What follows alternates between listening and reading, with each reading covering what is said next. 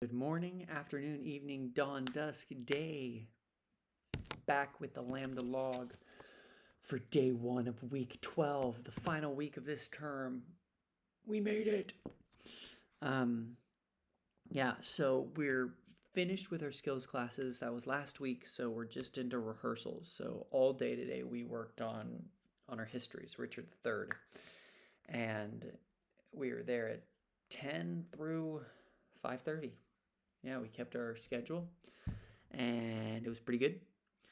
But there's not going to be a ton to speak about and introduce this week because it's mostly going to be just performances and presentations and watching and observing, and not so much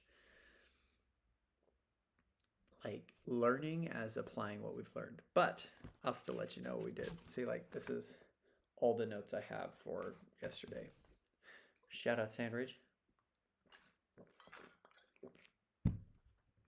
So, we showed up and we got some notes first before we had an hour to work by ourselves while she was working with scene, I think, 1.4. So, Act 1, Scene 4. But some things Kirsty said beforehand was, the show is electric when you are brave enough to be quick. Don't rush, just think and respond quickly. We are driving to Richard's end. It's just a runaway train that's barreling towards Richard's destruction. The pace doesn't allow you to think, and that forces you into the present, just like the iambic, which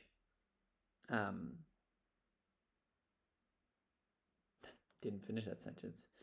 The iambic, it creates that need to be present. I know the idea, I just don't have the words. But we will be ending at 5:30, and we did. It was nice. And then I was going to try to see Time and Conway's, which I was unable to. I got into the room, but on the supposition that if somebody came who had the reserved seats I took, that I would have to leave. And 5 minutes into it, I was like, oh, well, gotta go. So, alas, that was that. But it let me go home early and get to bed early, which is good. So I can be rested for Tuesday's performances.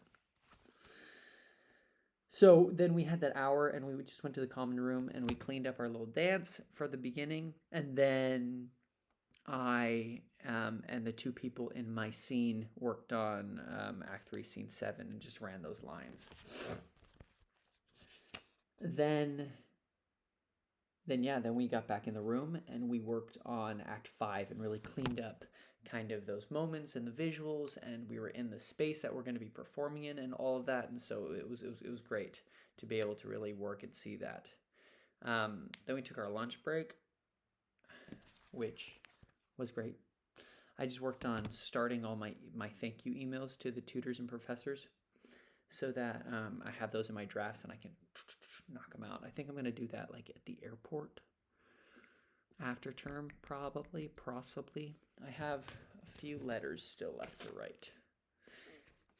I made those myself because I cannot afford it. I've written these many. I have these to do. Anyway, that'll be great. I'm going to give the Richard group their letters today, Tuesday. Anyway, back to yesterday. So after lunch, we worked on all the transitions of the scenes to make sure that it's run smoothly and we know where we're going and how to jump in and get started and get going. And to really keep up that pace and the attitude of the thriller, which was really helpful. A lot of people, I think myself included, wanted to get to a run, but that was really crucial for helping the show run smoothly and being really locked in. So that was great. And then we were even able to start a full run, and we got to just about before Act 5. We stopped after Margaret and Elizabeth's scene where she's like, oh, please teach me how to curse. And she's like, all right, no worries. Right before Richard heads off to war, and Elizabeth's like, yo, I hate you. And he's like, let me marry your daughter. And she's like, what, are you crazy? Yeah. I did weird things yesterday. My diction was messy. It was all over the place. George sat in for a rehearsal, and so I asked him afterwards. I was like, that was a little rough. What can I work on? And he said it was just all vowels. Just really hammer down those consonants and clean it up. Because there was a couple lines where I was like, I slurred and mumbled my way through that. Just. So on my way home yesterday, I just overemphasized every one of my lines. Like, if you refuse it, as in love and zeal, loath to dispose the child, your brother's son, yet know where you accept our suit or no, your brother's son will never reign our king.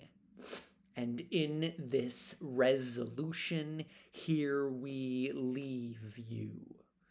Come, citizens, we will entreat no more. Hopefully that helps. And then, yeah, I was messing up weird lines that I hadn't messed up before, which is crazy because on the way to school, I ran all my lines 3 times with my flashcards, but I don't know, maybe it was the new space or something, but I just like got stuck. I almost called for a line, and I was the only one. Ugh. So I just need to just relax, get in the desperation of the scene, and not think, just say. Yeah. And then Kirsty sent some notes over email. Let's see if I can pull them up. Mostly just focusing on keeping up that pace and really pushing home those ideas.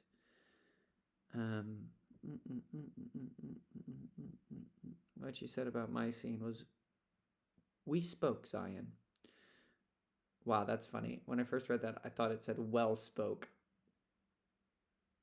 No, we spoke. As you all know, the sharper the better. Yeah, it's just about that cleanliness, the sharpness, the intention.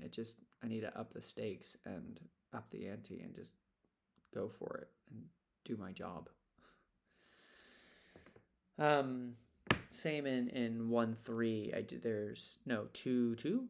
Yeah, when the prince is dead, I just need to be like, oh, you cloudy princes and heart-sorrowing peers, though we have spent our harvest in this king, we are to reap the harvest of his son. Meseemeth good that with some little train, forthwith from Ludlow, the young prince be fet hither to London to be crowned our king. Right? Let's go. Let's do it. And yeah, that was the gist of it. You know, it was a long day. It was a good day.